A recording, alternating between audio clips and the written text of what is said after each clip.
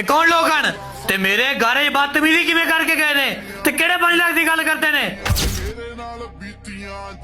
ਸੁੰਦਰਿਆ ਮੈਨੂੰ ਲੱਗਦਾ ਲੋਕਾਂ ਦੇ ਦਿਲਾਂ 'ਚੋਂ ਮੂਸੇ ਦੇ ਨਾਂ ਦਾ ਖੌਫ ਮੁੱਕ ਗਿਆ।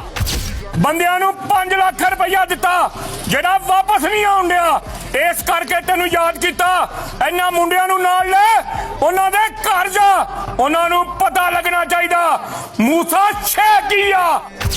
मूसा परेशान ना हो, हुण आ गया सुंदरा जट। जे लोकी लैन च लग के तेरा करदा ना मोड़न, मिन्नू सुंदरा जट ना की। भाई यार काम दा हिसाब किताब को नहीं लगता पिया ना, कोई तू पैसा जुड़ता पिया। पुत्र बाहर वे कौन है?